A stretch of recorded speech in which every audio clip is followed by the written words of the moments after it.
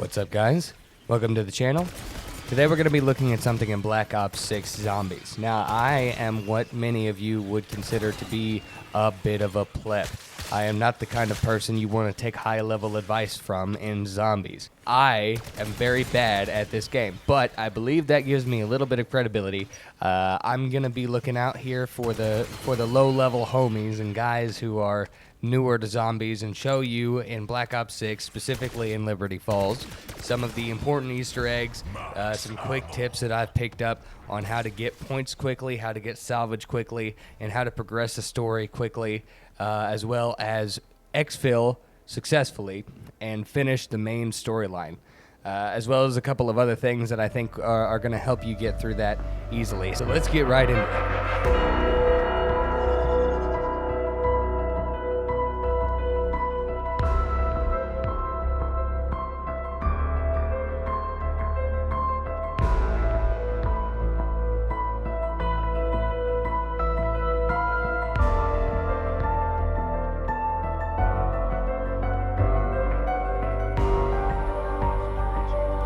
Okay, getting right into it, the first thing that I do every single game is I turn on the Rampage Inducer. That's that funny looking red vial over there on the top of the rooftop that you spawn in. What that's going to do is for the first, I think, 15 rounds, it's going to make the zombies move faster, hit harder, spawn more. What that means for us as players is more points out the gate. You can start off your game with more points than you would if you were not using the Rampage Inducer. And it doesn't make these first rounds impossible, just a little harder. So the trade-off is great there. That's exactly what we want right out the gate. Now you are also going to see in this early gameplay some immediate point-saving ideas that I put into my games. I'm not going to go over all of those. There are plenty of videos that go over something similar to that and do probably a much better job than I would at it. So I may link one of the videos. I will find out who it's by and link their video in the description that gave me the idea actually to make this video, as well as many of the tips that I use in my own game. So if you are here and you are beginning to play zombies at a lower level, this guy right here is also someone you should go and check out for advice. So skipping ahead just a little bit here, I moved on to where I turn off the Rampage Inducer. A lot of the time you don't want to leave that initial area. You want to try and, while the Rampage Inducer is on, stay in the spawn location. Don't really worry about opening any doors or anything, just get points. Get as many points as you can. Do your best to round the zombies up anywhere that you are able to, and especially around the tanker. If you move around the tanker in a slower circle, the zombies will group up by themselves. It's a really good way to wipe out waves pretty quickly and, like I said, get a lot of points. And once you get through that, normally before round 10, you can run the Rampage Inducer out if you want, but I move on before round 10. Once I have enough points to get all the way through to the church, I will go turn it off, as you'll see here, and then move on to opening doors.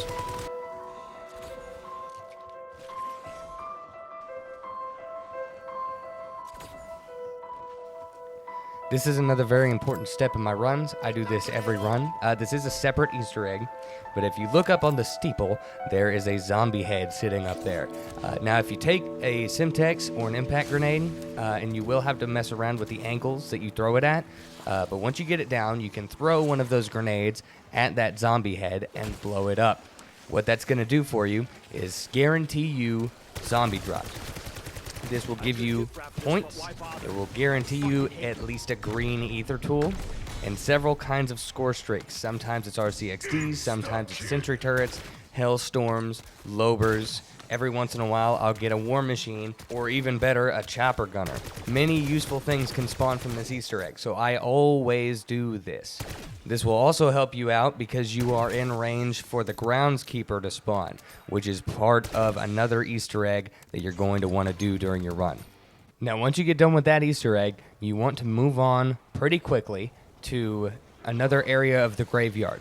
The closer you are to the graveyard, the faster you're going to be able to get or at least recognize the groundskeeper spawn, which you will need to get the free Jetgun.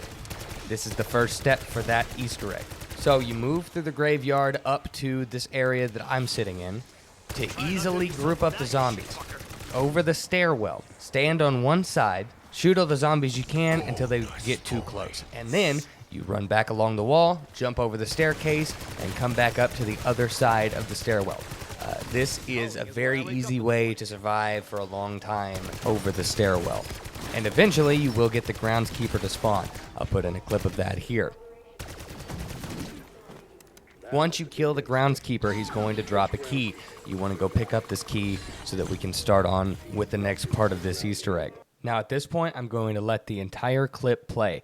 Every single run that I do this exact same thing. First thing that you want to do is you want to go to the tool shed that you just got the key for and unlock it. There is no prompt. You walk up and you hold the interact button on that door and it will open. On the desk inside the tool shed, there's going to be an item. You need to grab that item. It's going to be a handbrake. From there, you move on down the staircase right in front of the tool shed, around to the front of the flower shop. At the front of the flower shop, there's going to be a water faucet. Walk up to it, do the same thing. Hit the interact button. There won't be a prompt, but you will get a notification that you picked up an item. After that, you turn around and open the door to the bank. Hopefully you left the graveyard with enough money to buy Jug, because this is the point where you would want to do that. And after buying Jug, you run out the front of the bank, up the alleyway, into the bowling alley. Once you get into the bowling alley, you should immediately shoot the panel off the wall and attach the faucet head and begin turning it. This is going to start a purple-eyed enemy spawn, and that won't stop until you finish turning the faucet head. If you leave the bowling alley during this time, it will reset your progress, so do your best to stay in the bowling alley. Make huge circles all the way around the walls and turn the faucet head for as much time as you can, taking as little breaks as you can to kill zombies.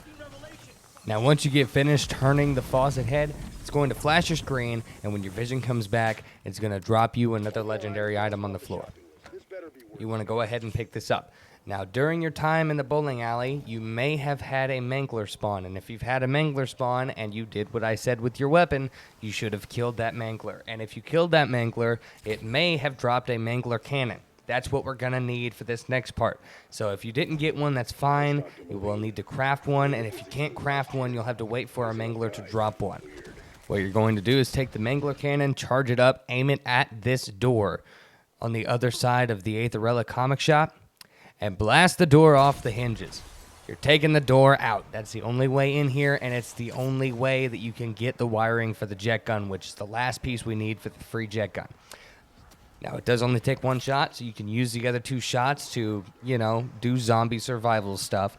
But at the end of this round, leave one zombie if you can, and come back to this shop to find the Jetgun wiring. Now, once you make it back into the shop, you want to do this relatively quickly because you will preferably still have one zombie alive, but that one zombie can be kind of a problem. You're going to walk up to these piles of scrap on the floor and do the same as from earlier and hold the interact button on them. You're going to go through until you find one that drops your last legendary item, and then you're going to pick that up. Once you have that, take it back to the motel room to craft the Jetgun. If you haven't already walked up to the store, when you walk up to the store, there will be a bunch of zombies to spawn, but you can kill them pretty easily, and then go inside the room and craft the Jetgun using the pieces we got earlier. Mustadine Model 23, huh? Definitely not Janus sanctioned. That doesn't matter now, does it? Let's see what this thing can do. And that's all for now. I will be making more videos on Black Ops 6 Zombies soon. But unfortunately for the time being, I am out of time. So if you want to see any more tutorials, let me know.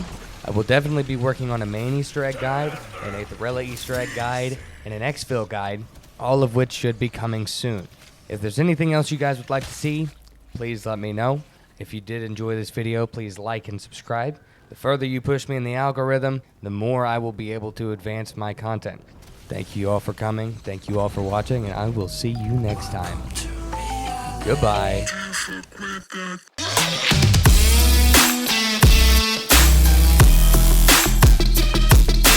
of these meat puppets finally wears me down.